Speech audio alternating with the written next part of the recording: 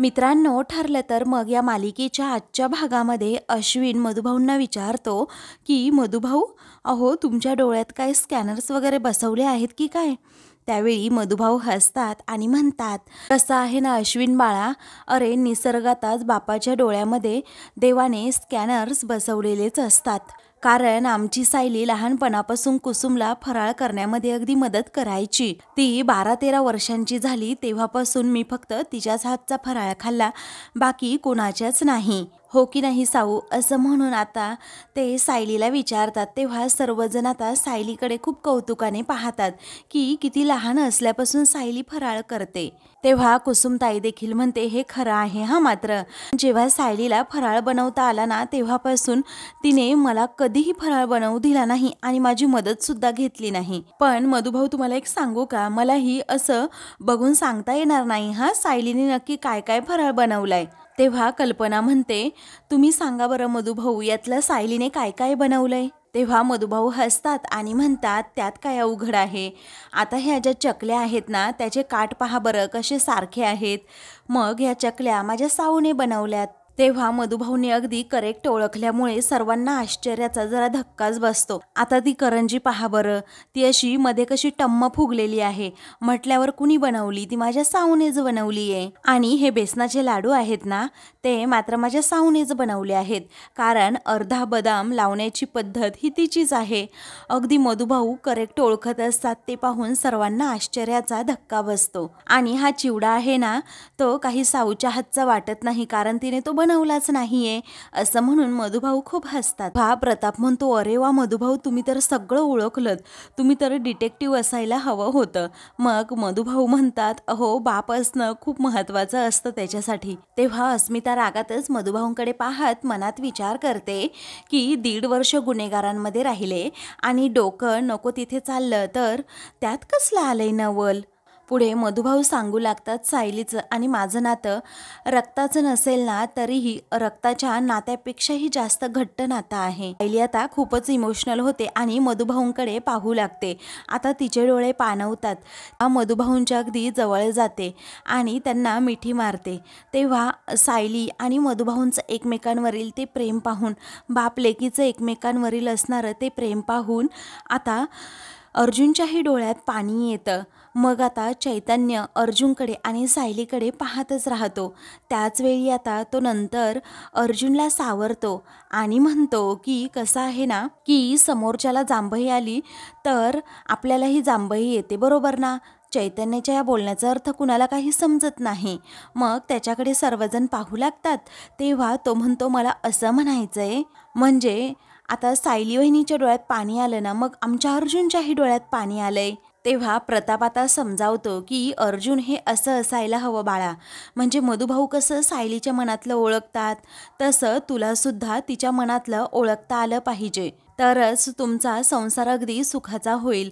तेव्हा अर्जुन सायलीकडे खूप प्रेमाने पाहतो आणि म्हणतो, मी अगदी नीट ओळखतोय सायलीला, कारण मला इथे प्रत्येक पदार्थामध्ये फक्त आणि फक्त सायलीच दिसते. तेव्हा सर्वजण आता त्याच्याकडे पाहू लागतात. मग सायली आता खूप गोड लाजते. त्यावेळी अश्विन विचारतो, काय दादा, काय म्हणालस तू? अरे प्रेम आंधळं असतं हे ऐकलं होतं. तर दिवाळीच्या पदार्थांमध्ये सुद्धा तुला आता सायली वहिनी दिसत असेल तर लवकरात लवकर सायकॅस्ट्रिकची मदत घ्यावीच लागेल हां.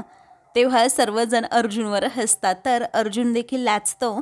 मग आता लावू का मी कॉल एखाद्या डॉक्टरला, असं अश्विन गंमत करत विचारतो.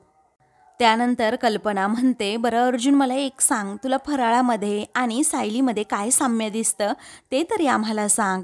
तेव्हा तो सायलीकडे हळूच अगदी प्रेमाने पाहतो आणि म्हणतो, बघ ना मम्मा, या चिवड्यासारखी सायलीसुद्धा अगदी इंटरेस्टिंग आहे. कारण तिच्यासोबत घालवलेला कोणताही क्षण कधीच बोरिंग नसतो.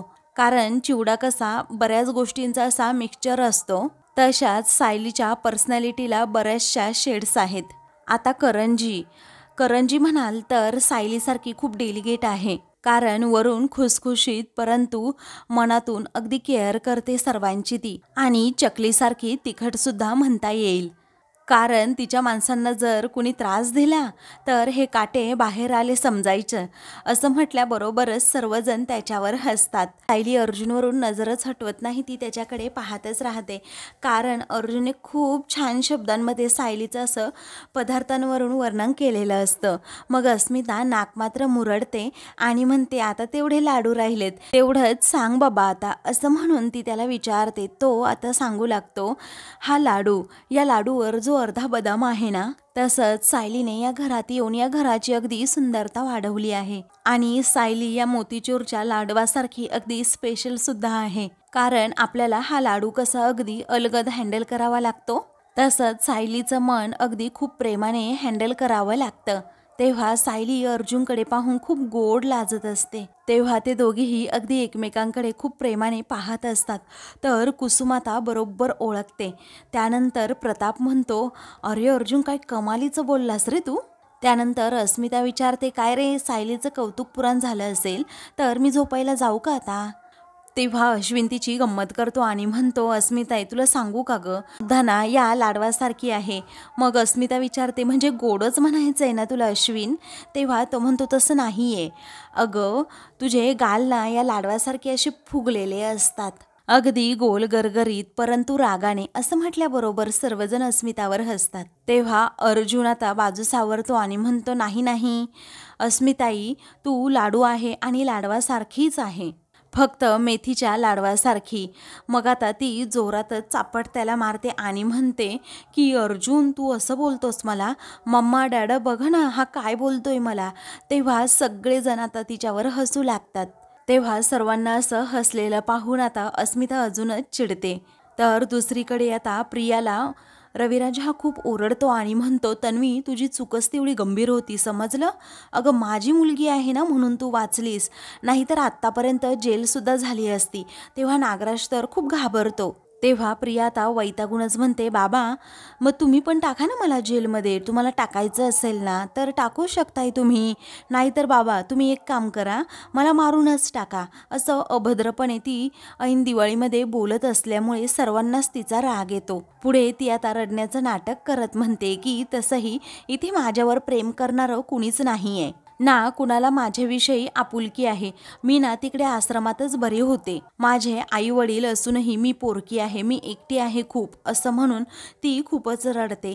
रविराज प्रतिमा एकमेकांकडे पाहतच राहतात. तेव्हा ती आता लगेच रूममध्ये जाते. तेव्हा सुमन तिला आवाज देत असते, तन्वी अगं थांब बेटा, तन्वी अगं थांब. पण ती ऐकायला तयार नसते. सुमन घाबरतच विचारते, अहो भाऊजी ऐका ना, तन्वी मागच्या वेळीसारखं काही आपल्या जीवाचं बरं वाईट तर करून घेणार नाही ना. मग प्रतिमा अजूनच घाबरते.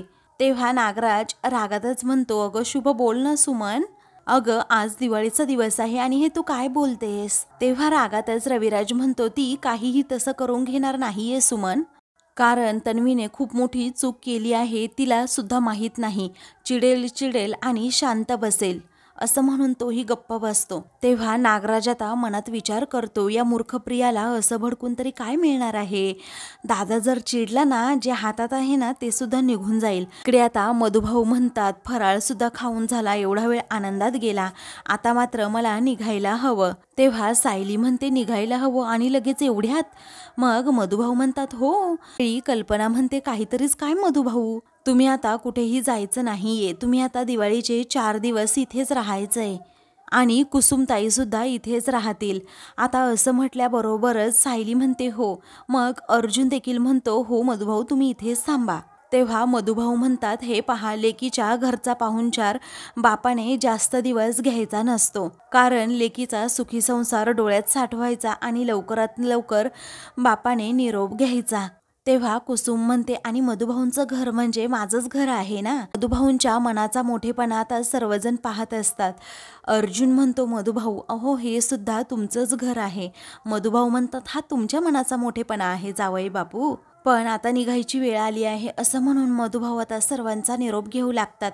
सायली तर आता खूप रडू लागते. तेव्हा ती आता म्हणते, मधुभाऊ, अहो तुमचे पाय चेपून द्यायचे आहेत, तुमच्या मांडीवर डोकं ठेवून मला झोपायचंय, माझं मन नाही भरलं, थांबा ना मधुभाऊ प्लीज. त्यानंतर आता मधुभाऊ जायला जेव्हा निघतात तेव्हा पूर्णाजी आता समोरून येतात आणि म्हणतात की अर्जुन. तेव्हा पूर्णाजी आल्याबरोबरच सर्वांना प्रचंड धक्का बसतो. अचानक काही कळवलं नाही, काय नाही, अचानक आलंच कशा काय पूर्णाजी, सर्वांना आता प्रश्न पडलेला असतो. सर्वजण पूर्णाजींकडे आता पाहू लागतात. तेव्हा आता लगेच मधुभाऊ घाबरतात, कारण मागच्या दिवाळीला नक्की काय घडलं होतं हे त्यांना माहीत असतं. त्यामुळे आता ते लवकर लवकर जाण्याचा प्रयत्न करत असतात आणि नेमकं त्याच वेळी पूर्णाजी आलेले असतात. अस्मिता आता पुढे जाते आणि म्हणते, पूर्णाजी अगं तू आलीस का, दे बॅग दे चल, असं म्हणून ती बॅग घेते आणि पूर्णाजींना घरात घेऊन येते.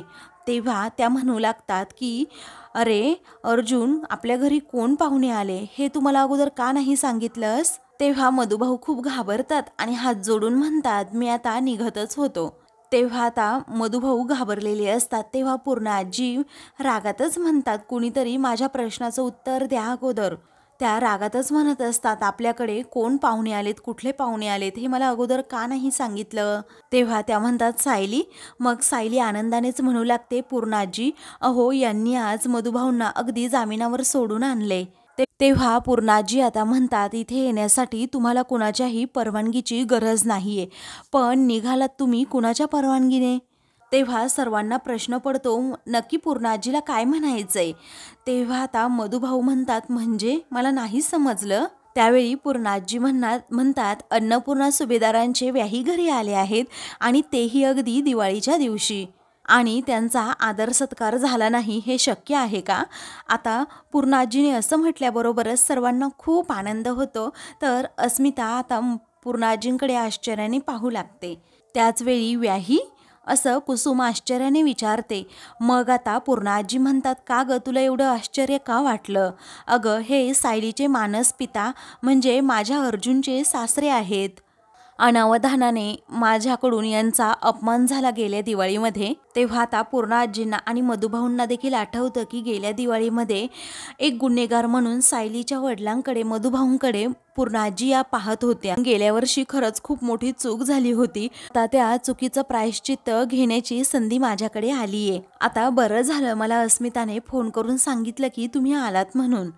तेव्हा आता सर्वजण अस्मिताकडे पाहतच राहतात. मग प्रताप हसतच म्हणतो, म्हणजे पूर्णाईंच्या असं येण्यामागे अस्मिताची करामत आहे म्हणायचं. तेव्हा अस्मिताही आता हसते आणि म्हणते, डॅडा अरे ते, असं म्हणून ती आता गप्प बसते. मग नंतर पूर्णाजी या मधुभाऊंसमोर हात जोडतात आणि म्हणतात, मधुभाऊ मला माफ करा. मी गेल्या वर्षीच्या दिवाळीत जे काही केलं ना त्याबद्दल खरंच मी माफी मागतेय तुमची. तेव्हा मधुभाऊ म्हणतात, असं करू नका हो, तुम्ही मानाने माझ्यापेक्षा खरंच खूप मोठ्या आहात. तेव्हा पूर्णाजी आता म्हणतात की तुम्ही मला माफ केलं तेव्हा मी समजेल जेव्हा ही दिवाळी तुम्ही आमच्या घरात राहून काढाल. अहो लेकीच्या सासरी नाही तर लेकीच्या घरी हक्काने 4 दिवस राहून काढाल ना. तेव्हा आता अस्मिता ही मनात विचार करते की मी यासाठी बोलवलंच नव्हतं पूर्णाजी तुला, हे फासे उलटे पडलेच कसे, असं म्हणून रागात ती सगळ्यांकडे पाहू लागते. इकडे मात्र मधुभाऊ पूर्णाजींना म्हणतात, मी तुमचा अवमान तरी कसा करू शकतो. अहो तुमच्या या नातवाने 1.5 वर्षानंतर मला मोकळं आभाळ दाखवलंय आणि तुम्ही मला व्याहाचा मान दिलात. आता तुमच्या या आज्ञेचा मान मला राखायलाच हवा ना. तेव्हा ऐन दिवाळीमध्ये अगदी घरात छान वातावरण झालेलं असतं, कारण पूर्णाजींनी स्वतःची चूक माफ करून मधुभाऊंना आता इथेच राहण्याचा सल्ला देखील दिलेला असतो. तर दुसरीकडे आता रविराज आणि प्रतिमा हे दोघेही तन्वीच्या रूमजवळ येतात. रविराज दार आता ठोठावतो आणि म्हणतो, तन्वी दार उघड अगोदर. तेव्हा आता ती म्हणते, बाबा मी नाही दार उघडणार. अहो तुम्हाला मीच चुकीची वाटणार नेहमी, कारण त्या सुभेदारांनी सर्वांनी मिळून ना मला फसवले. अहो ऐन माझ्या साखरपुड्याच्या दिवशी त्या सायलीबरोबर लग्न करून आला, तेव्हा मला काही वाटलं नसेल का, माझ्या भावनांशी खेळलाय तो. त्यावेळी रविराज म्हणतो, हे सगळं जुनं झालं बाळा, तू दार उघड बरं. आतमधून प्रिया आता रागातच रविराजच्या नावाने बोटं मोडत असते आणि म्हणते की बाबा अहो जखमा कधी जुन्या होत नसतात आणि भरून तर कधीच निघत नाही. तुम्ही काय केलं माहिती आहे का बाबा, मला समजून घेण्याऐवजी ना नेहमी दोषी ठरवलं. तेव्हा आता प्रतिमा देखील तिला समजावू लागते, तन्वी बाळा तू अगोदर बाहेर ये, मग आपण शांतपणे बोलूयात. तेव्हा प्रिया म्हणते, नाही नाही, मी अजिबात बाहेर येऊ शकत नाही, कारण माझं इथे सध्या कोणी नाहीये. मला वाटलं होतं मला माझे आई बाबा मिळाले आहेत, पण कसं काय, जे मुलीच्या पाठीमागेच उभे राहू शकले नाही ते बाबा तरी कसले. तेव्हा रविराजला खूप वाईट वाटतं आणि मग तो म्हणतो की तन्वी बेटा, उगीच टोकाची भूमिका तू घेऊ नकोस. अगं तुला तुझी चूक मी फक्त दाखवून दिली म्हणजे मी तुझा बाप नाहीये का? अगं उलट खरा बाप हेच करतो ना. प्रतिमा सुद्धा म्हणत असते, तन्वी बेटा अगं दार उघड ना प्लीज, दार उघड तू. तेव्हा रविराज आता म्हणतो, तन्वी पहिल्यांदा दार उघड, तुला माझी शपथ आहे. तर आता शपथ घातल्यानंतर इकडे प्रिया खूपच हसत असते आणि तिला आनंद झालेला असतो.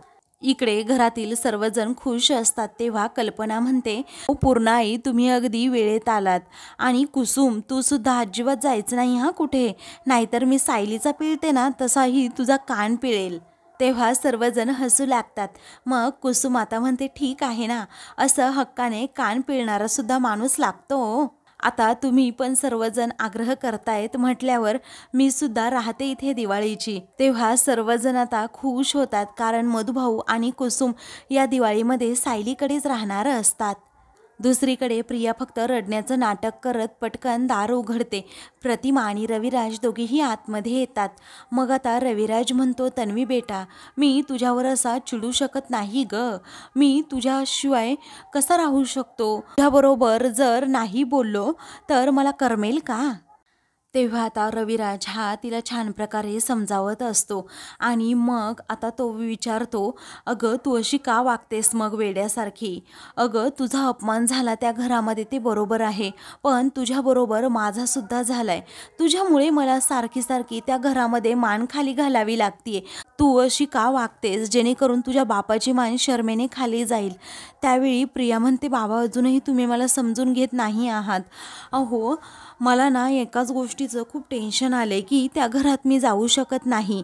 म्हणजे तुम्हाला सांगू का, त्या घरामध्ये माझी पूर्ण आजी आहे, अश्विन आहे, मामा मामी आहेत, अस्मिता आहे आणि त्या सर्वांना मी भेटायचं नाही. एवढी मोठी शिक्षा का दिली बरं मला? त्याच वेळी आता माझा तोल सुटला म्हणून मी असं वागले, पुन्हा असं नाही वागणार बाबा, मला माफ करा ना. मग रविराज आता रडतच म्हणतो, मी कुठल्या तोंडाने तिकडे जाऊन सांगू की तुला माफ करा म्हणून? सांग ना तन्वी, तूच बोल ना, मी कसं सांगू त्यांना आता? त्यावेळी आता ती रडतच म्हणते, ऐन दिवाळीच्या एवढ्या मोठ्या सणामध्ये मी त्यांना भेटायचं नाही, त्याचबरोबर त्यांचा आशीर्वाद घ्यायचा नाही, एवढी क्रूर आहे का हो बाबा मी? असं म्हणून ती आता खूप रडू लागते. तर प्रतिमाला देखील टेन्शन येतं, ती आपली गप्प असते, ती काहीही बोलत नाही. रविराज देखील आता प्रियाची परिस्थिती पाहून खूपच रडत असतो. त्यावेळी आता त्या दोघांचीही झालेली अवस्था पाहून आता प्रतिमा काहीतरी मनात विचार करत असते. तर आता इकडे सायली खूपच रडत असते, कारण पूर्णाजींनी मधुभाऊंना माफ केलेलं असतं आणि मान सन्मान देऊन अगदी मधुभाऊंना ऐन दिवाळीमध्ये इथेच राहण्याचा सल्ला देखील दिलेला असतो. त्यामुळे आता सायली खूप खुश असते, तिच्या डोळ्यातून सारखे सारखे आनंदाश्रू येत असतात. मग आता सायली, अगं तू किती रडणार आहेस अजून, आता थांबतायत ना मधुभाऊ, कल्पना तिला म्हणते. त्याचवेळी आता अर्जुन म्हणतो, सायली एक सांगू का गं, तू आता कशी दिसतीये माहिती आहे का? अगं जेव्हा एक वडील एक लहान मुलीला, म्हणजे नर्सरीत जाणाऱ्या छोट्याशा मुलीला जेव्हा शाळेत सोडवतात, त्याच शाळेत सोडवल्यानंतर जेव्हा ते घरी जायला निघतात, लहान मुलगी जशी रडते ना तशी तू रडतीये. फक्त फरक एवढाच आहे की तुझ्याकडे स्कूलचा युनिफॉर्म नाही आहे आणि सेफ्टी पिन लावलेला रुमालसुद्धा नाही आहे. आता असं म्हटल्याबरोबरच सर्वजण हसतात. तेव्हा मधुभाऊ देखील हसत असतात. मग सायलीच्या डोळ्यात अजूनही आनंदाश्रू असतात. तेव्हा आनंदानेच मधुभाऊ म्हणतात, आता जर मला कुणी विचारलं ना की आदर्श नवरा कसा असतो, तर मी माझ्या जावईबापूंचं नाव अगोदर घेईल, कारण माझ्या सायलीच्या डोळ्यात इकडे पाणी आलं, माझ्या जावईबापूने लगेच तिला हसवलं आणि यालाच म्हणतात आदर्श नवरा, की आपल्या बायकोच्या डोळ्यात पाणी आल्यानंतरही तो तिला हसवतो. असं म्हणून मधुभाऊ अर्जुनचं खूप कौतुक आता करू लागतात. तेव्हा सायलीला आता अगदी छान वाटत असतं. त्यानंतर मधुभाऊ म्हणतात, आयुष्यभर असेच राहा जावई बापू हसत. मग आता अर्जुन म्हणतो, हो मधुभाऊ, आम्ही दोघेही आयुष्यभर असंच सोबत राहणार आहोत. तेव्हा सायली आता अर्जुनकडे पाहतच राहते. त्याचवेळी विमल म्हणते, वहिनी मी पाहुण्यांची खोली साफ करून आले हा. त्यावेळी कल्पना म्हणते, हो जा. त्यानंतर आता पूर्णाजी या म्हणतात की चला आता आतमध्ये. सायली आता पूर्णाजींना विचारते की मला मधुभाऊंबरोबर खूप गप्पा मारायच्यात. ऐका ना पूर्णाजी, मी ती खोली साफ होती तोपर्यंत मधुभाऊंना आमच्या रूममध्ये घेऊन जाऊ का? त्यावेळी पूर्णाजी म्हणतात, हो. त्याचवेळी आता सायली लगेच मधुभाऊंना घेऊन आपल्या रूममध्ये जाते. तर आता कुसुमसुद्धा कल्पनाबरोबर तिथे सोफ्यावर बसून गप्पा मारते. अर्जुन त्या दोघांकडे पाहतच राहतो आणि म्हणतो की मधुभाऊ आल्यानंतर सायली आता तिच्या घरी निघून जाणार, ही माझ्या मनातील भीती खरी ठरेल का?